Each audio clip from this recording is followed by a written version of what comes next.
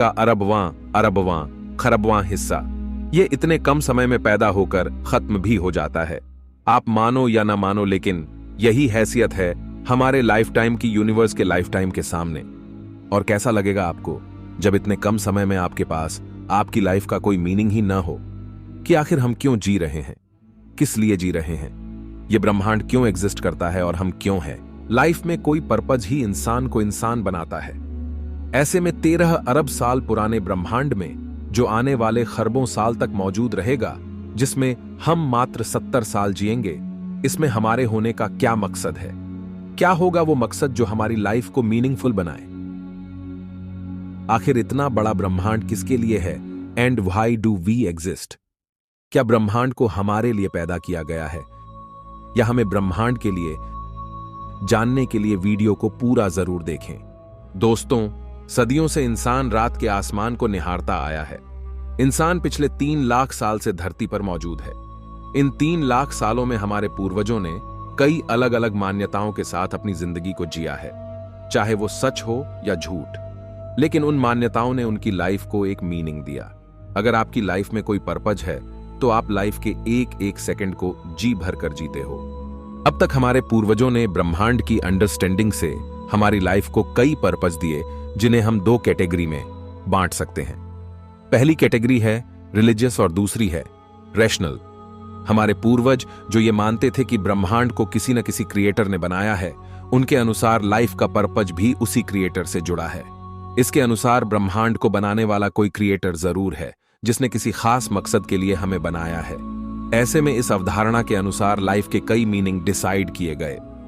कुछ का मानना था कि हम उस क्रिएटर की पूजा करें और इसके बदले में अगले जन्म में रिवॉर्ड के तौर पर उन्हें स्वर्ग, नर्क, जन्नत या जहन्नुम या ऐसे किसी पैराडाइस में जाने का मौका मिलेगा, या उनका अगला जन्म इस जन्म से अच्छा होगा और अंत में उन्हें अल्टीमेट फ्रीडम मिल जाएगी, यानी वे सभी प्रॉब्लम्स से दूर हमेशा के लिए एक ऐसी स्टेट में पहुंच जाएंगे जहां उन्हें सिर्फ अच्छा फील हो, यानी कोई दुख, दर्द और परेशानी ना हो। अब तक करोड़ों इंसान लाइफ के इस पर्पज को लेकर जीते आए हैं, लेकिन जैसे जैसे इंसान ने अपने दिमाग के दरवाजे खोलने शुरू किए, इंसान इन मान्यताओं से हटके कुछ अलग सोचने लगा। जैसे जैसे विज्ञान ने प्रगति की, इंसान ने जाना कि जिस धरती को पुरानी मान्यताओं में फ्लैट माना जाता था, वह गोल है। जिन स्टार्स को लोग स्वर्ग समझते थे, वो हमारे सूरज की ही तरह एक सितारे हैं। सूरज, जिसे एक देवता या दिव्य पुरुष माना जाता था, वह धरती से 13 लाख गुना बड़ा एक आग उगलता हुआ सितारा है, जो अगले 5 अरब साल बाद धरती को ही खुद में निगलकर हमें समाप्त कर देगा। प्राचीन मान्यता में पृथ्वी ही पूरा ब्रह्मांड थी, लेकिन नई खोज से वैज्ञानिकों ने पता किया है कि हमारे सोलर सिस्टम में पृथ्वी के अलावा भी 7 और प्लैनेट्स है और अनेकों उपग्रह और एस्टेरॉइड्स की भरमार है। जबकि प्राचीन समय में मात्र 5 ग्रहों को ही जाना गया था, जो बिना टेलीस्कोप के नंगी आंखों से दिखाई दे जाते हैं। वहीं साइंस ने हमारी आंखों को न सिर्फ सोलर सिस्टम बल्कि हमारी गैलेक्सी और उसके बाहर पूरे ब्रह्मांड पर तैनात कर दिया, जिस वजह से आज हम जानते हैं कि हम 400 अरब तारों और ग्रहों से भरी एक आकाश गंगा में रहते हैं, जो खुद 200 अरब आकाश गंगाओं के बीच मौजूद है, और हर दिन ये नंबर बढ़ता जा रहा है। हम नहीं जानते कि ब्रह्मांड के बाहर क्या है, शायद और भी कई यूनिवर्स। ऐसे में यह पता चलता है कि हमारी मान्यताएं उस समय अवेलेबल यूनिवर्स के कम और गलत नॉलेज के आधार पर थी। वही नई खोज हमारी सोच को चुनौती देती है। हमारे पास उन प्राचीन मान्यताओं के लिए कोई एविडेंस नहीं था। यही वजह थी कि हमें इतने अलग अलग मान्यताएं दिखाई देती है। अगर हम जन्नत, जहन्नुम और आफ्टर लाइफ इन सबको मानकर चले, तो हमारे पास इस बात का कोई एविडेंस नहीं कि ये वास्तव में होते भी है या नहीं। ऐसे में जो हमारे पास है उसे छोड़कर, जिसके होने की कोई श्योरिटी ही ना हो, उसके पीछे चलना एक डरावना सफर होगा जिसमें कुछ भी हाथ नहीं लगना। लेकिन वहीं हम जानते हैं कि यूनिवर्स है, ये एग्जिस्ट करता है, हम सब हैं, हमारे दोस्त है, फैमिली है, जो हमें लाइफ का एक मीनिंग देती है। लेकिन अगर कोई आपको कहे कि यूनिवर्स के बाहर एक उड़ने वाले यूनिकॉर्न ने दुनिया बनाई है, जिसका कोई एविडेंस ही ना हो, जिसे प्रूफ ही नहीं किया जा सकता है, जिसका अस्तित्व ही ना हो, उसके लिए हम जो एग्जिस्ट करता है यानी यूनिवर्स, उसे छोड़कर जो एग्जिस्ट ही नहीं करता, उसके लिए लाइफ को झोंक दें, तब यह हमारे लिए टोटल टाइम वेस्ट होगा। लेकिन दोस्तों, अगर स्वर्ग, नर्क, आफ्टर लाइफ, आत्मा और ईश्वर जैसी कोई चीज नहीं है, तो सवाल है कि क्या हम रोबोट हैं? क्या हम सिर्फ यूनिवर्स के नियमों से बंधे हुए एक चलते फिरते मटेरियल है जो इसी यूनिवर्स का हिस्सा है और इसी के बारे में सोचने की क्षमता रखता है? ऐसे में एक रोबोटिक लाइफ में क्या मीनिंग है? अगर हमारी प्राचीन मान्यताएं छोड़ दी जाएं, तो हम एक रोबोट बनकर कैसे लाइफ को जी सकते हैं? आखिर एक यूनिवर्स रोबोट के लिए क्यों एग्जिस्ट करता है? अगर किसी क्रिएटर ने इसे बनाया है तो हमें समझ आता है कि वह हमारे लिए है और एक पर्पज एग्जिस्ट करता है, लेकिन आखिर एक रोबोटिक लाइफ के लिए कौन सा पर्पज होगा? तो दोस्तों, चलिए जानते हैं यूनिवर्स में हमारे पर्पज को लेकर रैशनल अप्रोच क्या कहती है। अब तक हम पुरानी धारणाओं के अनुसार अपने लाइफ को जीते आ रहे थे, लेकिन चलिए हम एक नए सिरे से सोचते हैं कि आखिर हम यूनिवर्स में क्यों हैं। इसके लिए हमें दो चीजों को समझना पड़ेगा। पहला, हम खुद यानी हम कौन हैं? क्या हम सिर्फ एक रोबोटिक मशीन है? हमारी कॉन्शियसनेस क्या बला है? दूसरा, यूनिवर्स क्या है? ये कितना बड़ा है और यूनिवर्स में हमारा स्थान क्या है? इसका हमसे क्या संबंध है? दोस्तों, मान लीजिए कि आपका अभी अभी नया जन्म हुआ है और आप कौन हो? यूनिवर्स क्या है इसे लेकर आपको किसी ने कोई कहानियां नहीं सुनाई है, बल्कि अब हमें आज के अवेलेबल नॉलेज के हिसाब से सोचना है। अगर हम इस अप्रोच से सोचें तो हमें पता है कि एक चीज जो एग्जिस्ट करती है वो है हम सब और हमारा यूनिवर्स। हम ब्रह्मांड और उसमें मौजूद सारी रियलिटीज का एक महत्वपूर्ण हिस्सा है। एंथ्रोपिक प्रिंसिपल के अनुसार हम ब्रह्मांड का हिस्सा है। इस वजह से ब्रह्मांड के नियमों ने ही हमें पैदा किया है। ब्रह्मांड के ही नियमों से ब्रह्मांड ने एक ऐसी प्रजाति को पैदा किया है जो न सिर्फ खुद को जान सकती है, बल्कि ब्रह्मांड को भी जान सकती है और उसके नियमों की पड़ताल कर हाई टेक्नोलॉजी को विकसित करने में सक्षम है, और सबसे महत्वपूर्ण जिसमें कॉन्शियसनेस है। दोस्तों, हमें यह जानना है कि हम कौन हैं। पृथ्वी पर मौजूद सभी लाइफ में एक कॉमन चीज है, कॉन्शियसनेस। लेकिन उन सबसे हम इंसानों को अलग करता है हमारा दिमाग, जो सोच सकता है, सवाल कर सकता है, नई चीजें बना सकता है। वैज्ञानिकों के अनुसार कॉन्शियसनेस का मतलब आत्मा नहीं है। वैज्ञानिक कॉन्शियसनेस को समझने की कोशिश में लगे हैं और उनकी रिसर्च के अनुसार कॉन्शियसनेस हम सब इंसानों के ब्रेन से पैदा होती है, यानी यह हमारे ब्रेन की इमर्जेंट प्रॉपर्टी है। यानी हमारे अंदर मौजूद इंफॉर्मेशन के इंटरेक्शन की वजह से कॉन्शियसनेस पैदा होती है। यही वजह है कि वैज्ञानिक मानते हैं कि अलग अलग जीवों की कॉन्शियसनेस भी अलग है और हम इंसानों की कॉन्शियसनेस सबसे अलग है। कुछ जीव जैसे बैक्टीरिया काफी कम कॉन्शियस है तो कुछ अधिक, और वहीं वायरस किसी निर्जीव वस्तु के साथ निर्जीव तो सजीव के संपर्क में कॉन्शियस बिहेव करता है। वहीं कुछ वैज्ञानिकों के अनुसार कॉन्शियसनेस यूनिवर्स की ही फंडामेंटल प्रॉपर्टी है, यानी कॉन्शियसनेस हमारे अंदर यूनिवर्स से ही आई है। दोस्तों, यहां पर एक बात तय है कि जिस तरह हम यूनिवर्स का पार्ट है, कॉन्शियसनेस भी यूनिवर्स का एक पार्ट है। लेकिन अब हमें यह जानना है कि यूनिवर्स क्या है। यूनिवर्स यानी ब्रह्मांड, समय, आकाश, ऊर्जा, पदार्थ और इस पदार्थ से बने सभी ग्रह, नक्षत्र और आकाश गंगाओं का समूह है, जो कि हमारी कल्पना से भी कई गुना बड़ा और सूक्ष्म है, जिसमें अरबों खरबों ग्रह, आकाश गंगाएं और न जाने क्या क्या छुपा है। हमने अब तक यूनिवर्स के सिर्फ 5% हिस्से को ही जाना है, बाकी 95% हम नहीं जानते। अब तक वैज्ञानिकों ने ब्रह्मांड को जितना एक्सप्लोर किया है, उसमें हमें अभी तक पृथ्वी जैसी कोई लाइफ नहीं मिली है। खरबों ग्रहों और आकाश गंगाओं के पुंज में लाइफ की गूंज सिर्फ पृथ्वी पर ही सुनाई देती है। जब हमने चांद पर कदम रखा तो वहां की जमीन अरबों सालों से सुनसान पड़ी मिली। जब हमने मंगल की तहकीकात की तो वहां लाइफ का कोई नामो निशान भी नहीं मिला। शुक्र ग्रह नर्क की तरह उबलता हुआ मिला, मानो वहां जीवन ने नहीं प्रलय ने जन्म लिया हो। बुध सूर्य की तपन में पिछले 4 अरब साल से झुलस रहा है। बृहस्पति, शनि और अरुण वरुण गैस के गुब्बारे हैं जहां जीवन की कल्पना करना ही संभव नहीं। हमने सोलर सिस्टम के उपग्रहों की छानबीन की, वहां भी सुनसान बंजर जमीन मिली। हमने सोलर सिस्टम के बाहर मौजूद तारों और ग्रहों की स्टडी की, वहां लाइफ का कोई सिग्नल नहीं मिला। हमने मैथमेटिक्स की मदद से जीवन की खोज की तो मैथ्स ने हमारे हाथ में शून्य थमा दिया। ऐसे में वैज्ञानिक इस सोच में पड़ गए कि आखिर इतना बड़े, पुराने और खरबों साल जीने वाले इस महाकाय ब्रह्मांड में पृथ्वी के अलावा हर जगह बंजर है, तो हम क्यों और किस लिए यहां हैं?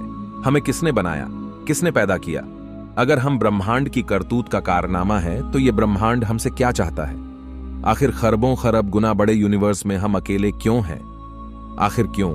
5 बार पूरी तरह लाइफ खत्म होने के बाद इस पृथ्वी ने फिर से हमें जन्म दिया। आखिर क्यों जीवन अरबों सालों के थपेड़े खाकर आज भी सांस ले रहा है? इसका जवाब भी हमें ब्रह्मांड ही देगा। हम ये सच्चाई जान चुके हैं कि ब्रह्मांड क्या है, हम सब क्या है, हम कौन है।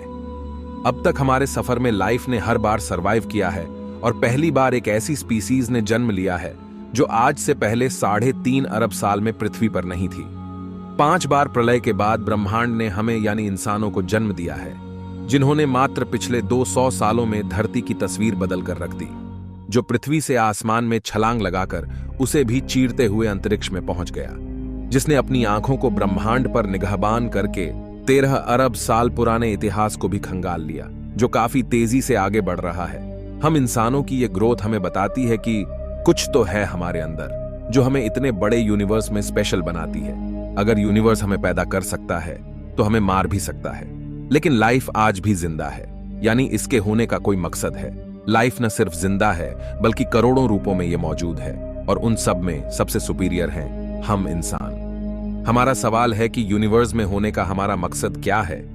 लेकिन अगर यूनिवर्स ने ही हमें पैदा किया है, हम इसी का हिस्सा है, हमारे बिना यूनिवर्स नहीं हो सकता, तो ये सवाल जो हम पूछ रहे हैं, क्या ये भी यूनिवर्स की ही करतूत तो नहीं? इस सवाल का जन्म हम सबके अंदर यूनिवर्स या कहें नेचर की वजह से ही हुआ है। ऐसे में हमारा सवाल ही गलत है कि हमारा यूनिवर्स में होने का मकसद क्या है, बल्कि हो सकता है कि यह मकसद तो खुद यूनिवर्स का ही हो। लेकिन सवाल है कि क्या फिर यूनिवर्स हमारी तरह कॉन्शियस है? तो दोस्तों, हो सकता है कि यूनिवर्स भी कॉन्शियस हो, क्योंकि हम जानते हैं कि कॉन्शियसनेस एक ऐसी चीज है जो हमारी ही तरह इस यूनिवर्स का ही हिस्सा है, और वैज्ञानिकों के अनुसार कॉन्शियसनेस भी इस यूनिवर्स की ही फंडामेंटल प्रॉपर्टी है। ऐसे में इस कॉन्शियस यूनिवर्स का भी मकसद हो सकता है। अगर हमें पता चल जाए कि यूनिवर्स का मकसद क्या है, तब हमारा मकसद भी यूनिवर्स के इस मकसद को पूरा करना होगा। अगर हम ऑब्जर्व करें तो यूनिवर्स खुद हमें अपना मकसद बता रहा है। जो यूनिवर्स खुद हमें पैदा कर सकता है वो ही हमें खत्म भी कर सकता है, लेकिन अब तक उसने लाइफ को पूरी तरह खत्म नहीं किया है, बल्कि लाइफ अब तक हर बार सरवाइव करती गई है। लाइफ सिंपल फॉर्म से कॉम्प्लेक्स बनती गई है, और इस कॉम्प्लेक्सिटी ने ही हम इंसानों को भी जन्म दिया है। अगर हम ऑब्जर्व करें तो लाइफ की एक खास विशेषता है खुद को रेप्लिकेट करना, खुद को बढ़ाना। जितना ये बढ़ेगी उतना ये ज्यादा सुरक्षित रहेगी। जिस तरह एक वायरस और बैक्टीरिया खुद की कॉपी बनाते रहते हैं, उसी तरह सभी जानवर और हम इंसान खुद को पॉपुलेट करते रहते हैं। अगर हम देखें तो अब तक हम इंसानों की पॉपुलेशन पिछले 2000 सालों में काफी तेजी से बढ़ी है। पहली शताब्दी में 15 करोड़ लोग धरती पर मौजूद थे और आज 8 अरब। आमतौर पर हम पॉपुलेशन को एक समस्या के तौर पर देखते हैं, लेकिन पॉपुलेशन बढ़ाना लाइफ को और सुरक्षित बनाता है, और हम जानते हैं कि हमारे पड़ोसी ग्रह और गैलेक्सीज सुनसान पड़े हैं। हमारी पॉपुलेशन ब्रह्मांड के मुकाबले काफी कम है। ब्रह्मांड में मौजूद इन सब प्लैनेट्स पर हम इंसान जाने में सक्षम हैं। हम इन्हें पृथ्वी जैसा बनाने में सक्षम हैं, और वहीं इवोल्यूशन किसी भी लाइफ को यहां इवॉल्व करने में सक्षम है।